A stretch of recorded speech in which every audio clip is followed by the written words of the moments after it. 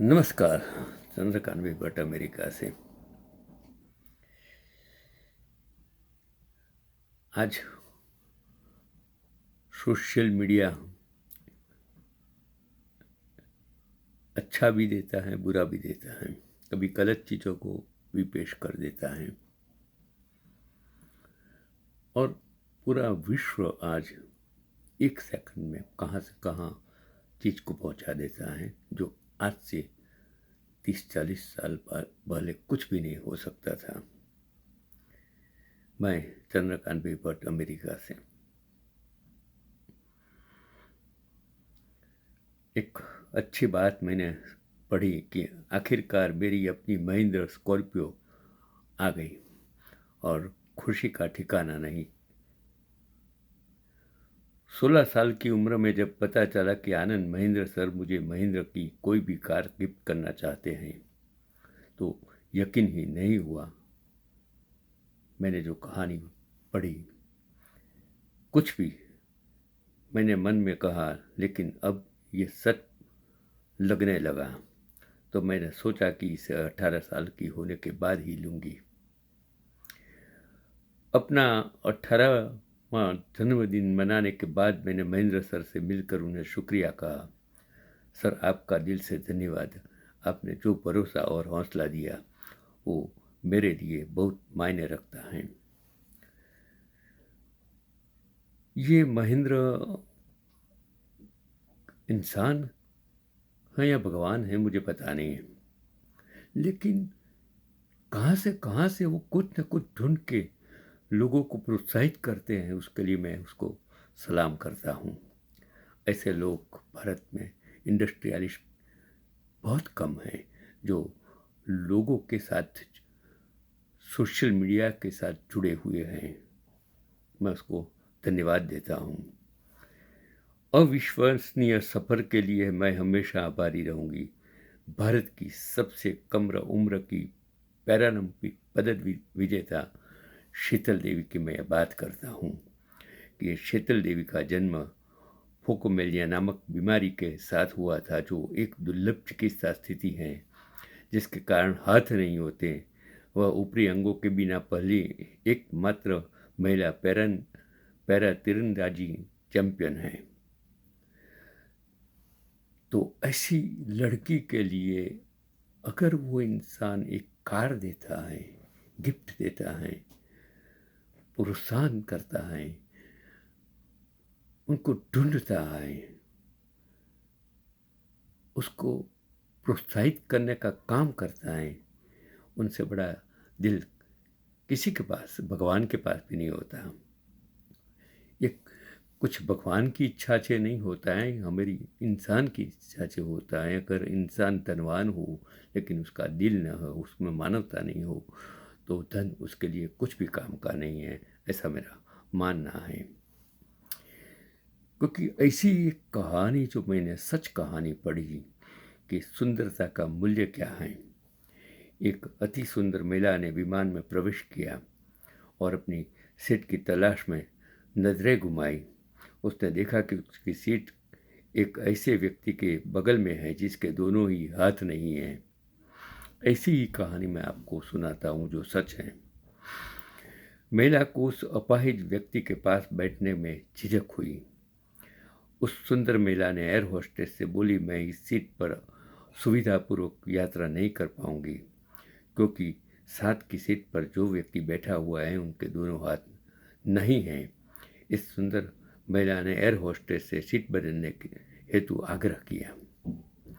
असहज हुई air hostess ने पूछा, मैम, क्या मुझे कारण बता सकती हैं? सुंदर महिला ने जवाब दिया, मैं ऐसे लोगों को पसंद नहीं करती। मैं ऐसे व्यक्ति के पास बैठकर यात्रा नहीं कर पाऊंगी।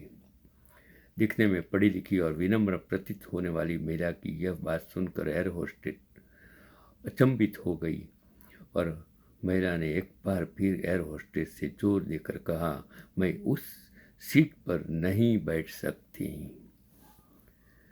ज़्यादातर लोगों को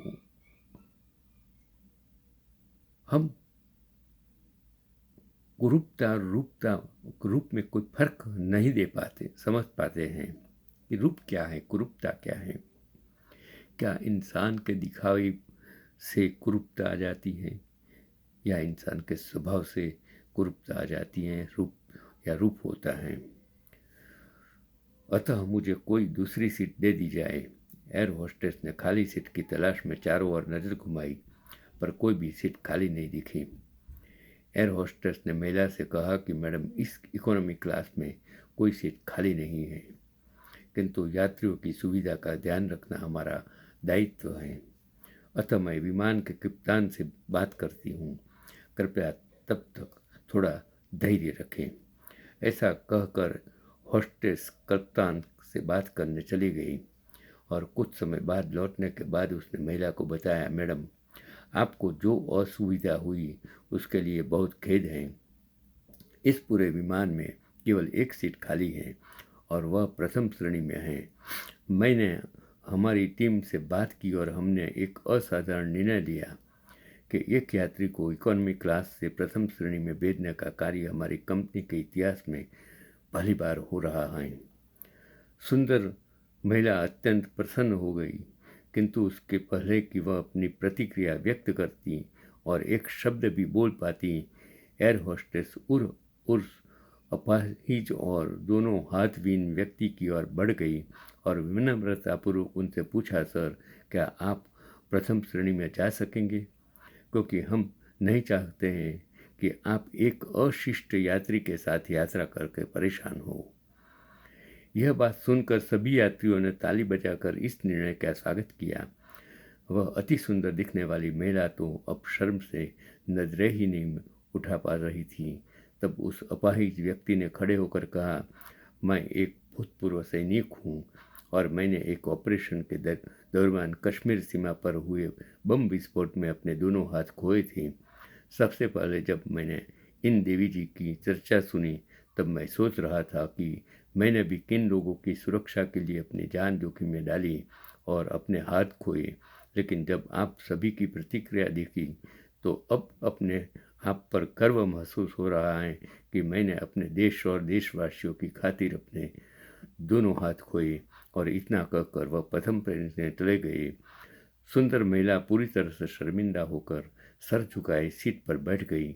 अगर विचारों में उदारता नहीं है तो ऐसी सुंदरता का कोई मूल्य कभी भी नहीं हो सकता है। हम इंसान अपनी सोच नहीं बदल सकते हैं। हम भगवान को मानते हैं, ईश्वर को मानते हैं, लेकिन हमारे सामने जो खड़ा हुआ इंसान हाथ लंबा करके खाना मांग रहा है, तकलीफों से मुक्ति होना के लिए बात कर रहा है, वो आप सुनते नहीं हैं और आप मंदिर में जाकर भगवान को प्रसाद चढ़ाते हैं, पैसा देते हैं, जवेरात देते हैं। मैं उनका विरोधी नहीं हूँ, लेकिन मैं ये कहना चाहता हूँ कि आप जो सुंदरता दिख रहे हो, सच में आईने के सामने जाकर आप खड़े होकर देखेंगे तो आपको आपका चेहरा खूब सुंदर लगेगा। लेकिन जब आप बूढ़े हो जाएंगे तो वही चेहरा आपके लिए कदरूपा हो जाएगा। चेहरा की सुंदरता से आप सुंदर नहीं हैं, लेकिन आप अच्छे कर्म करते हो तो आप दुनिया में सर्वश्रेष्ठ सुंदर इंसान हो, ऐसा मेरा मानना है। इसलिए अच्छे काम कीजिए, गरीबों को मदद कीजिए, अपाहिजों को मदद कीजिए, बेरोजगारों को मदद कीजिए, जिसके पास घर नहीं है रहने को उसके लिए मदद कीजिए, जिसके पास पहनने के लिए कपड़े नहीं है उसको मदद कीजिए, जिसके पास खाने के लिए कुछ नहीं है उसको मदद कीजिए। जो लड़के पढ़ना चाहते हैं उसको पुस्तक दे दीजिए, पैसा दे दीजिए, खाना दे दीजिए, फीस दे दीजिए। उसी में तो भगवान का वास है।